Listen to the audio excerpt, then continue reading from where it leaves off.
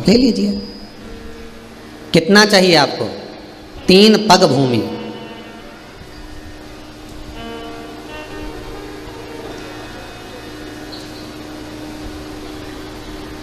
तीन पग भूमि में सब कुछ हो जाएगा? हाँ। तो राजा बलि को हंसी भी आई कि ये इतना छोटा सा बच्चा है, कितना नापेगा ये, इतना सा बच्चा नापेगा भी तो जमीन कितनी नापेगा ये। तो राजा बलि ने कहा एक काम करो, हम हमारे पाँव से नाप कर दे देते। वामन भगवान ने मन में सोचा तेरे पाँव से नब्बा ना होती तो मैं यहाँ आया काहे को, टाइम भी तो बर्बाद करा कि नहीं करा मैंने आके है, और हम तो हमारे पाँव से नाप लेंगे। तो राजा बलि बोला कि एक काम करो कि फिर तुम थोड़ा और ज़्यादा मंग लो। अब वामन भगवान ने मन में सोचा इतना ही निकल जाए नहीं वही बहुत है? कहने को तो कहने वाला व्यक्ति कुछ भी कह दे, कुछ भी कह दे। तू एक बार मुझे बोल के तो देख, तेरे लिए चांद तोड़ लाऊं। तू एक बार बोल के तो देख, तेरे लिए चांद तोड़ कर लिया हूं, सितारा तोड़ के लिया हूं। इतने में मम्मी ने आवाज लगाई, छत पे से कपड़ा उठा ला, ये चांद बाद में तोड़ लिया, पहले कपड़ा तो उठा ला। सारे अरमानों में पानी फिर गया, चांद तोड़ रहा था, अब कपड़ा उठाने लगा। कहने को तो कोई भी कुछ कह दे। एक बच्ची गार्डन में घूम रही थी, वो अपने कोई पति से बोल रही होगी, शादी पक्की हो गई होगी या जो भी कुछ हुआ होगा, तो बोल रही थी अपनी एक बार शादी तो हो जान दो, पूरे घर को स्वर्ग बना दूंगी, तुम्हें टेंशन लेने की बिल्कुल जरूरत नहीं है, क्यों चिंता करते हो, पूरे घर को स्वर्ग बना दूंगी। हमने भी देखकर कहा गजब का विल पावर है, घर को स्वर्ग बनाएगी और घर के लोगों को स्वर्गवासी। अब ये घर को स्वर्ग बना दे, घर वालों को स्वर्गवासी, गजब। कहने को कुछ भी कह दो, तुम बोलो तो सही, तुम कहो तो सही। तो राजा बलि बोल रहा है कि मैं 3 पग भूमि को नाप कर दे देता हूँ, अपने पाँव से नाप देता हूँ, और भी ज़्यादा मंगलो नहीं चाहिए। तब आखिरी का जो निर्णय था वो ये था कि भगवान अपने पाँव से नाप रहे हैं। अपन को तो शिव पुराण का आनंद लेना, ये भागवत का थोड़ा सा संवाद है। गंगा अवतरण की कथा है, एक वामन पुराण में गंगा अवतरण की कथा ये भी लिखी गई है, उसको भी समझ लीजिए। 3 पग भूमि, ठीक है। शुक्राचार्य बाबा ने आकर मना किया, फिर भी नहीं माने, नापने के लिए अग्रण्य हुए। कमंडल के अंदर जो टोटी थी उसमें शुक्राचार्य जी जाकर बैठ गए, एक आंख लगाकर देखने लगे कि बाहर क्या हो रहा है। पानी नहीं निकला कमंडल से। पूछा गया कि कमंडल से पानी क्यों नहीं निकल रहा, तो वामन भगवान बोले मुझे लगता है कमंडल में कचरा अड़ी गया। अब इनके क्या मालूम था कि शुक्राचार्य जी अड़े बैठे, कचरा अड़ गया मुझे लगता है। अच्छा हाँ, जब ही नहीं निकल रहा। तो इतने में राजा बलि बोला मैं कचरा साफ करके लेके आता हूँ। तो वामन भगवान बोले तुम्हें कचरा साफ करने की क्या जरूरत। वामन भगवान बोले हमारे तो जितने अवतार हुए हर अवतार में हमने कचरा ही साफ करा। राम अवतार में रावण को साफ कर गए, कृष्ण अवतार में कंस को कर गए, नरसिंह अवतार मिला हिरण्यकशिपु को कर गए, बरहा अवतार मिला हिरण्याक्ष को कर गए। जरा देव शुक्राचार्य जी को दे इधर। कमंडल हाथ में लिया, कुसा की चटाई में से कुसा खींची, एक टोटी में जो दी, शुक्राचार्य जी की एक आंख निपट गई, अब केवल एक ही रह गई।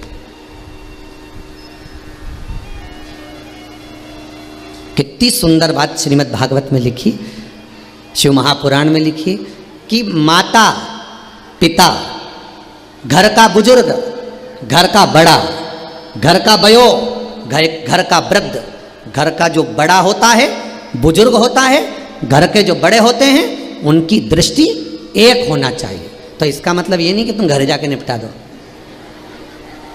उनकी दृष्टि एक होना चाहिए। एक से क्या मतलब है कि अगर 4 बहुएं हैं तो चारों के प्रति एक बराबर का प्रेम हो, 3 बेटे हैं 3 के बराबर का प्रेम हो, 2 बेटे हैं 2 के प्रति बराबर का प्रेम हो, 4 बेटियां चारों के प्रति बराबर का प्रेम हो। पहले की माताएं बड़ी समझदार होती थी, जब दिवाली पे कपड़ा लेने जाती थी एक थान का कपड़ा कटवा के लेके आती थी। लल्लू कल्लू ने, पप्पू ने, मुन्ना सबकी एक जैसा पिना देती थी। और अगर लल्लू कल्लू पप्पू मुन्ना में से एक भी घूम जाता था तो पहचान में आ जाता कमलाबाई का छोरा है, तुरंत। कपड़ा से पहचान जाए कि ये एक ही थान का है, एक जगह का कटा हुआ।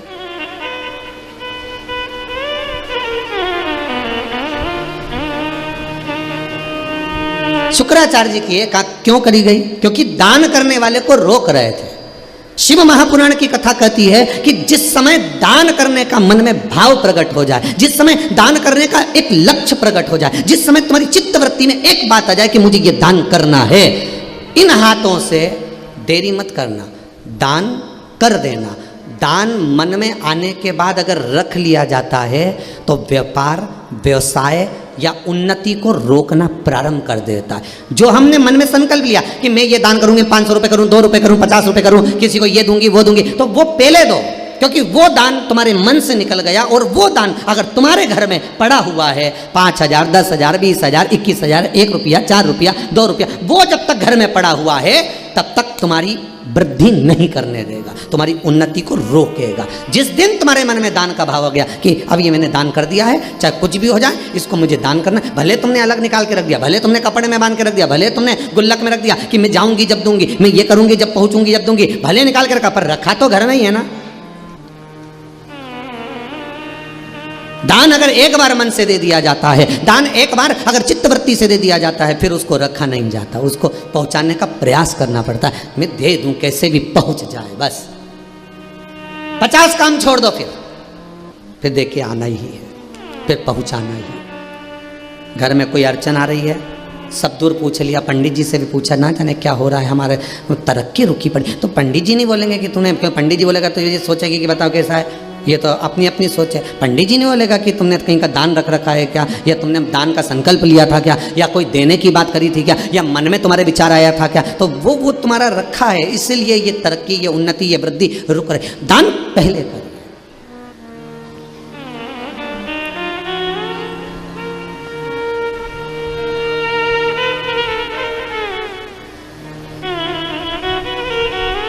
कितना सुंदर लिखा, 100 काम छोड़ो पहले स्नान करो, 1000 काम छोड़ो पहले भोजन करो,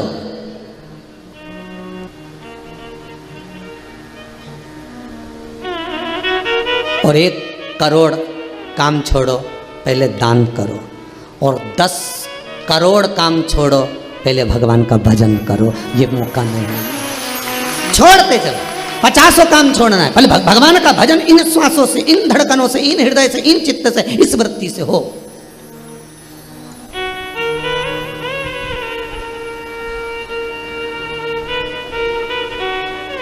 भगवान का नाम निकलता रहे चित्त वृत्ति से, मन से, ये नाम भगवान का हम जपते रहे। नाम दिल से जो भगवान का लिया करते हैं, उन्हीं भक्तों को प्रभु प्रेम किया करते हैं। आप दिल से अगर नाम ले रहे हो, भगवान को दिल से रिझा रहे हो, भगवान को हृदय से, चित्तवृत्ति से मना जी, 50 काम छोड़ना है। आपका टिफिन अगर आ गया, दुकान में अगर भोजन की थाली आ गई, दुकान में अगर टिफिन आ गया, ऑफिस में अगर टिफिन आ गया, अगर समय है कि 2 बजे छुट्टी होती है तो सबसे पहले आप 50 काम छोड़कर 2 बजे किसी से बात नहीं करूंगा, पहले भोजन करूंगा। अन्नपूर्णा आपका इंतजार ना करे, आप अन्नपूर्णा का इंतजार करो। यदि अन्नपूर्णा को आपका इंतजार करना पड़ता है तो एक घड़ी, एक पल, एक क्षण ऐसा भी आता है कि अन्नपूर्णा रुष्ट होकर चली जाती है। कई लोगों की आदत रहती है, सामने पत्नी ने थाली लगा दी, मम्मी ने थाली लगा दी, बच्चा मोबाइल लेकर बैठा है, बस अभी 1 मिनट, बस ये पोस्ट और कर दो, बस 1 मिनट, ये काम और कर दो, और कंप्यूटर लेकर बैठा, लैपटॉप लेकर बैठा हुआ। 50 काम छोड़ो, 1000 काम छोड़ो, पहले सामने जो भोजन की थाली है, जिसको खाने के लिए तुम इतनी कमाई करने के लिए तुम ये सारा फैलारा फैलाए हो, ये ऑफिस, ये दुकान, ये जमीन, ये जायदाद, ये धंधा, ये पानी, ये जो तुम कर रहे हो, ये नौकरी, ये सर्विस, काय के लिए कर रहे हो? केवल 2 रोटी के लिए, भोजन पेट भरने के लिए, और उसको भी सामने लाकर रखी है, ठंडी हो रही है, और तुम लेकर लैपटॉप, मोबाइल सब बैठे हुए हो, और वो अन्नपूर्णा इंतजार कर रही है, तो उसमें आपको दोष लगता है। कितनी सुंदर बात कही है, गर्ग संहिता के अंतर्गत वर्णन किया, जिस समय अन्नपूर्णा महारानी सम्मुख में हो तो आपकी दृष्टि कहीं दूसरी जगह ना हो, उस अन्नपूर्णा पर होना चाहिए, उस अन्नपूर्णा, उस भोजन की थाली पर हो।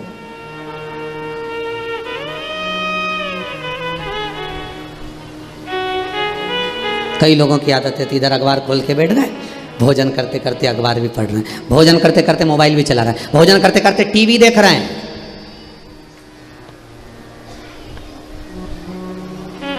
कई माताओं की आदत है, रसोई घर में से भोजन लेके आई, टीवी के सामने नाटक आ रहा था, लेके बैठ गई खाने। अब रुचि आएगी क्या?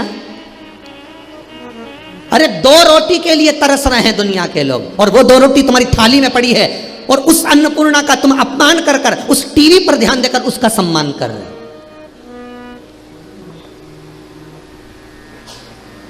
मोबाइल चला रहे हैं, सामने भोजन की थाली रखी है, बात कर रहे हैं, सामने भोजन की थाली रखी है।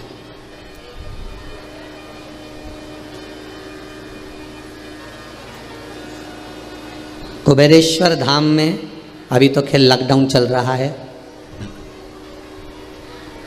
परमिशन नहीं, पर जब भी संपूर्ण विश्व जब कोरोना महामारी से बाहर निकल जाए, तब जब आप कुबेरेश्वर धाम आए, सीता रसोई में जाकर, अन्नपूर्णा रसोई में जाकर जब आप भोजन करेंगे, तो वहाँ पर जो भोजन बनाने वाले भंडारी हैं, अगर आप चिल्ला कर बात कर रहे होंगे या मोबाइल पर बात कर रहे होंगे भोजन करते समय, तो वो आपको चिल्ला देंगे, आवाज़ लगा देंगे, मोबाइल बंद करिए, भोजन कर रहे हो ना।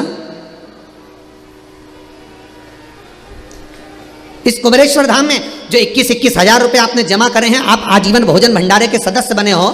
जब ये मंदिर का निर्माण पूर्ण हो जाएगा कुबेरेश्वर धाम का, भोजन भंडारा तो चालू हो चुका है, पर जब मंदिर का निर्माण हो जाएगा, जिन ने 21 हजार रुपये जमा करे हैं आजीवन भोजन भंडारे के, उनका नाम वो शिलालेख पर एक बड़े से पत्थर पर सबके नाम अंकित हो जाएंगे। तुम्हारे बच्चे कभी आएंगे, अपना नाम पढ़कर गौरवान्वित महसूस करेंगे कि ये तारीख को हमारे पूर्वजों ने भोजन की व्यवस्था कर कर गए हैं। ये अन्नपूर्णा का भोजन। तो यह नियम है, आप जब भोजन करेंगे वहां मोबाइल चला रहे होंगे तो मना कर दिया जाता है, भोजन बनाने वाला भंडारी मना कर देगा, या फिर अंदर जो हड्डिया जी रहते हैं वो मना कर देते हैं, नहीं साहब अंदर ना तो मोबाइल चलेगा ना आपकी बात चलेगी, आप तो सीधे भोजन करो, रस तत्व ग्रहण करो, मां अन्नपूर्णा का नाम लो, कुबेर भंडारी का नाम लो, क्योंकि उसके घर का अन्न का भाग जब हम ग्रहण करते हैं, उसके दरबार का जब हम प्रसाद ग्रहण करते हैं, तो मेरा कुबेरेश्वर महादेव किसी ना किसी रूप में हमारा भी कल्याण कर ही देता है। ये उसकी कृपा है, ये उसकी दया। तो मना कर देते हैं, आप मोबाइल अंदर नहीं चलाओगे, आपको कुछ बात करना है बाहर जाकर करिए, या फिर भोजन की थाली रख दीजिए।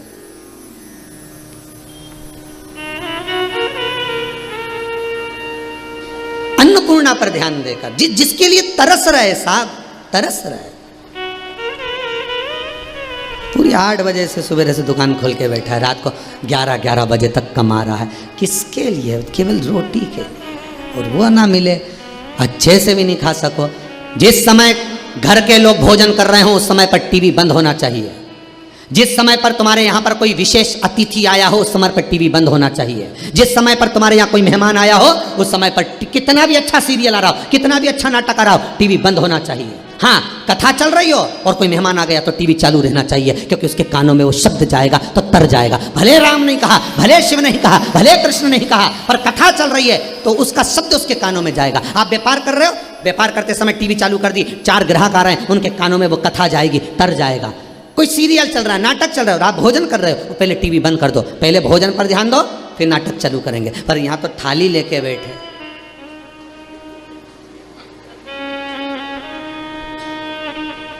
कुमकुम भा साज भी कभी चित्त नहीं। अन्नपूर्णा भी सोच रही है मैं किसके हाथ में पड़ी हूं। और सरल भाषा में समझ लो, पति के साथ पत्नी घूमने जाए, बहुत सरल भाषा में समझिएगा। पति के साथ पत्नी घूमने जा रही है, एक मित्र के साथ मित्र घूमने जा रहा है, एक सहेली के साथ सहेली घूमने जा रही है,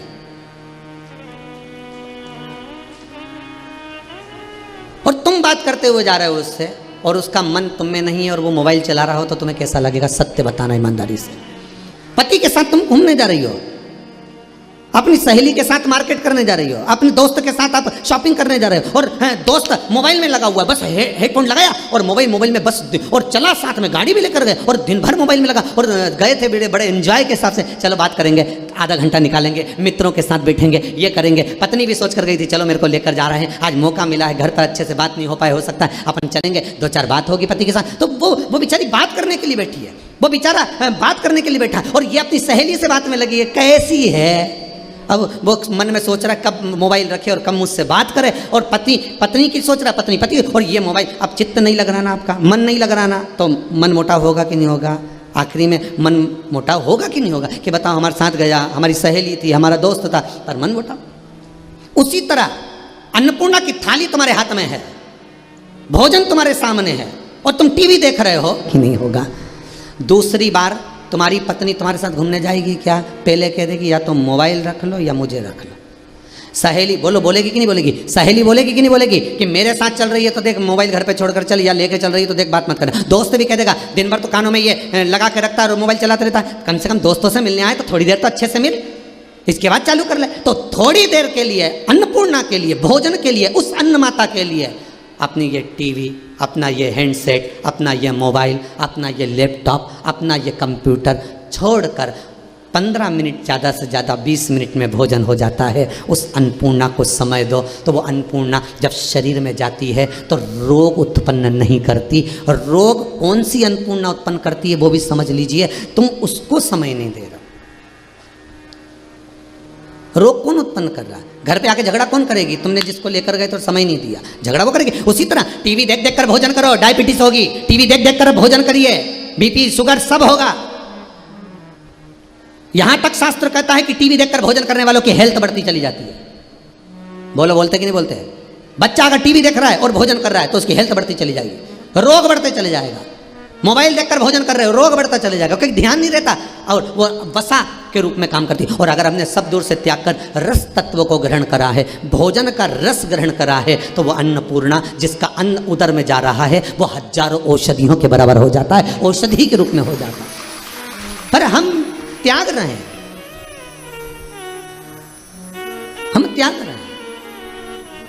भगवान वामन का चरित्र कर रहा है, नहीं चाहिए हमको तो 3 पग भूमि चाहिए। 3 पग भूमि नाप लीजिए, दान करने का मौका मिले दान करिए। शुक्राचार्य जी ने दान को रोका था, इसलिए काम चलेगी। दान, पुण्य, कीर्तन, सत्संग जो करना है समय पर करो, कल पर मत टालो।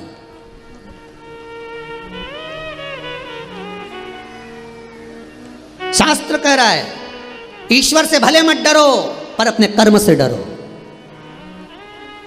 किससे डरना है? कर्म से। ईश्वर तो माफ कर सकता है, गुरु से नहीं डरना, मत डरो, गुरु माफ कर सकता है। माता पिता से नहीं डरना, मत डरो, माता पिता माफ कर सकते हैं।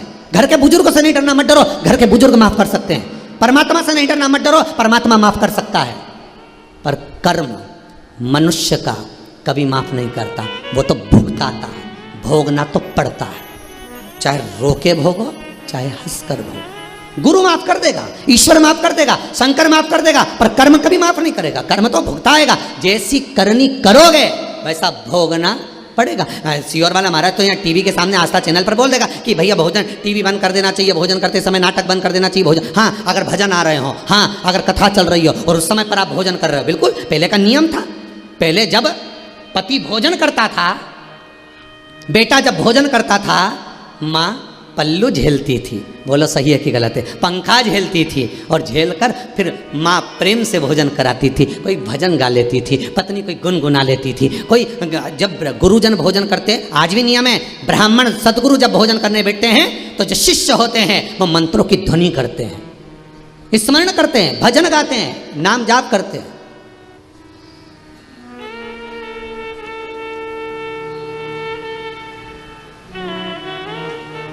पहले भोजन होता था शादी ब्याहों में भी, तो कीर्तन मंडलियां बैठती थी। आज के ज़माने में तो बफेट चले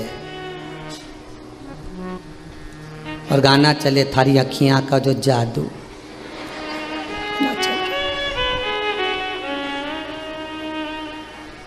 अब खाए, गाना श्रवण कर रहा है, अन्न भाग ग्रहण कर रहा है, इंद्रियां बेकार हो गई, शिथिल हो गई, उसका कोई महत्व ही नहीं रहा। पहले के भोजन से भजन की मात्रा बढ़ती थी, आज के भोजन से काम की मात्रा बढ़ती है। लोभ, आसक्ति, वासना, तृष्णा, काम, ये सब बढ़ रहा है, सब। थोड़ा चेंज कर कर तो देखो, थोड़ा सा तो बदल कर देखो कि आज से मैं नियम लेता हूं, श्रावण का दूसरा सोमवार 1 वर्ष तक का नियम ले लो, तुम ज्यादा मत लो, 1 महीने का नियम ले लो कि 1 महीना, 1 वर्ष, 6 महीना, 4 महीना, चतुर्मास का 4 महीना मैं टीवी देखकर भोजन नहीं करूंगा, मैं टीवी देखकर भोजन नहीं करूंगी। फिर उसका जो असर होगा वो देखिए, रोग बीमारी कम होती है कि नहीं होती, और मन भगवान में लगता है कि नहीं लगता, खुद मालूम पड़ जाएगा। क्योंकि अन्नपूर्णा अपना असर देना प्रारंभ कर देगी, अन्नपूर्णा अपना रस देना प्रारंभ कर देगी।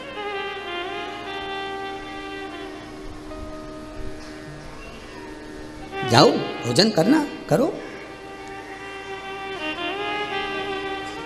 अन्नपूर्णा अपना भाग स्वयं दे रही है, अपना रस तत्व अन्नपूर्णा स्वतः प्रदान कर रही है।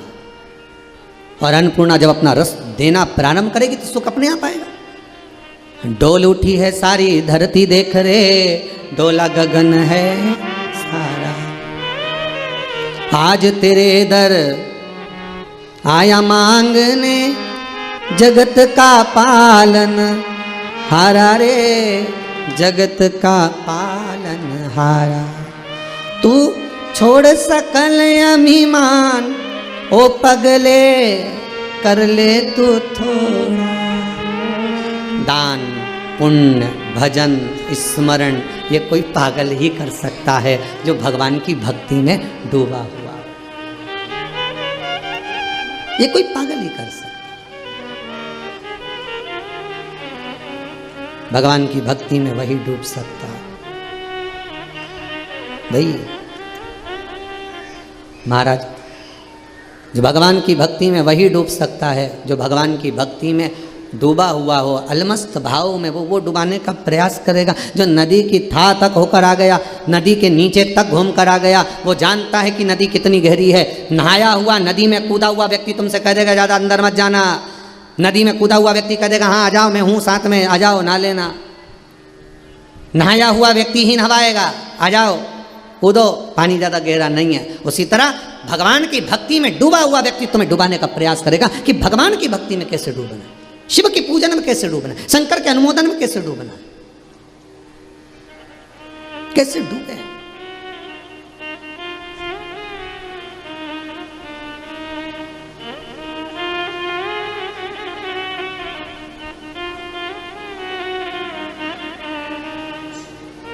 और जब चित्त वृत्ति रम जाएगी, फिर शुद्धता चली जाएगी।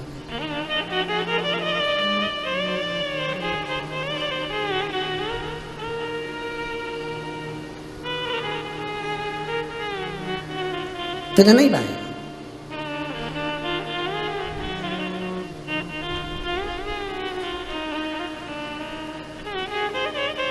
ओ काशी वाले तेरे बिना ना रोटी, सुन भोले भाले तेरे बिना ना रोटी भावे। ओ काशी वाले तेरे बिना ना रोटी भावे। ओ काशी वाले तेरे बिना ना रोटी भावे। तेरे बिना ना रोटी भावे, तेरे वाले तेरे बिना ना रोटी भावे। ओ काशी वाले तेरे बिना ना रोटी भावे। मन में आ जाए दान करने का भाव हो, दान कर लो। भजन करने का भाव हो, भजन कर लो। स्मरण करने का भाव हो, स्मरण कर लो। 3 पग भूमि राजा बलि के दरवाजे पर वामन भगवान नाप पड़ा। 3 पग भूमि। पृथ्वी नापी एक में, जब जैसी चरण उठाया पहला,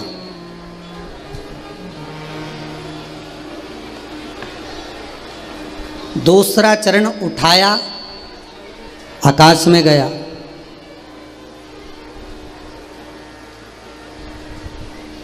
और जैसे ही आकाश में गया, भगवान के ब्रह्मलोक तक पहुंचा। ब्रह्मलोक में जैसे ही जाए, वैसे ही ब्रह्मा जी ने देखा कि भगवान का चरण आया, भगवान का चरण आया। ब्रह्मा जी देखे भगवान का चरण आया, और ब्रह्मदेव ने जैसे ही चरणारविंद को देखा तो देखकर ब्रह्मा जी के कमंडल में जब 33 कोटि देवता जल के रूप में हो गए थे, तो वो जल का भाग, जितने भी देवता जल हो गए थे, वो जल को ब्रह्मा जी के कमंडल में रख दिया था। गंगा का जो नामकरण संस्कार है कि गंगा नाम कैसे पड़ा, ये वामन पुराण के अंतर्गत स्पष्ट कहा गया कि ब्रह्मा जी के कमंडल को गंगाल कहते हैं। ब्रह्माणी ब्रह्मा,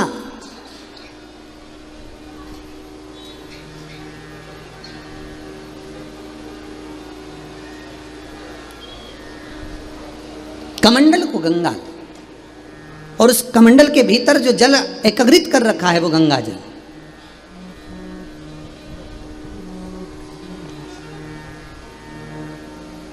वो गंगा जल। महाराज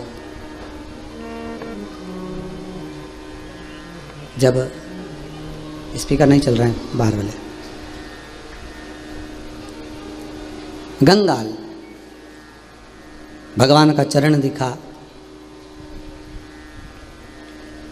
और भगवान का चरणारविंद जैसे ही नजर आया, ब्रह्मदेव ने उसी समय कमंडल से जल लेकर भगवान के चरणारविंद को पखारा। अब वो चरणारविंद का जल, भगवान के चरणों का जल नीचे जाता, ब्रह्माणी ने फिर कमंडल को लगा दिया। उस कमंडल में जल को झेला गया, वो गंगा जल एकत्रित कर कर रखा गया भगवान के चरणारविंद। इसलिए विष्णुपदी भी कहलाई गंगा। गंगा विष्णुपदी भी है। वो जल एकत्रित कर कर रखा, और फिर वो जल जिस समय भागीरथ बाबा ने 60,000 काकाओं के उद्धार के लिए गंगा को आमंत्रित करा, फिर वो कमंडल में से जल निकलकर मृत्युलोक में आया। फिर चला वो जल, गंगा जल फिर चला। बहुत सुंदर संवाद है। जिस गंगा के जल को हम भरकर लेकर आते हैं, किस भाव से ला रहे हो, किस चीज के लिए ला रहे हो, किस कार्य के लिए ला रहे हो, वो आपको गंगा मैया को भरते समय बोलना चाहिए।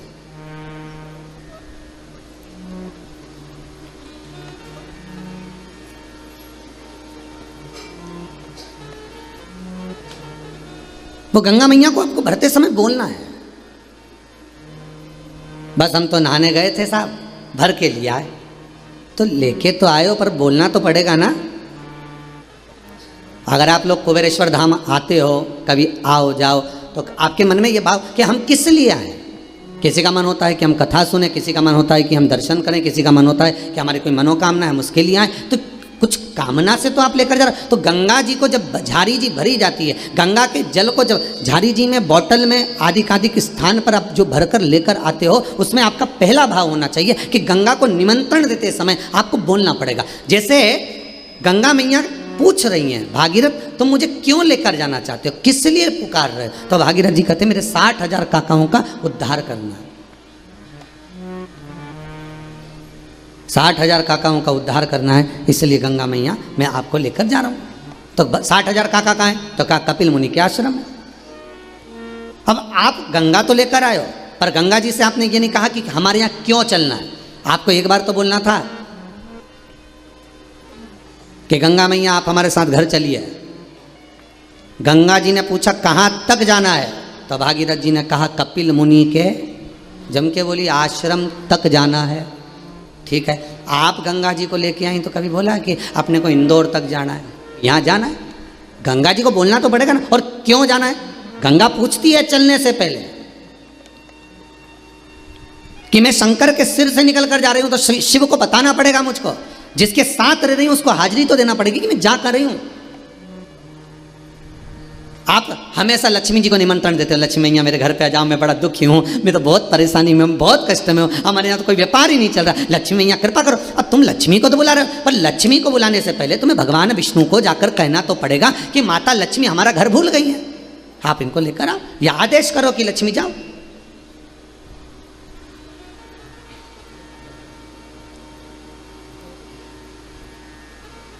एड्रेस तो बताना पड़ेगा।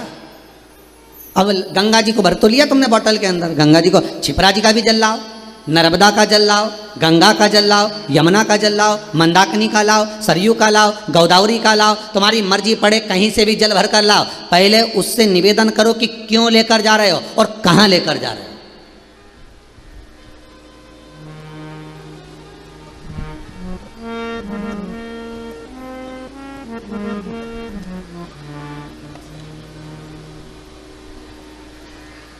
गंगा मैया, नर्मदा मैया, सरयू मैया, हे मंदाकिनी, हे गोदावरी, हे माँ यमुना, कृपा करिए आप हमारे साथ चलिए।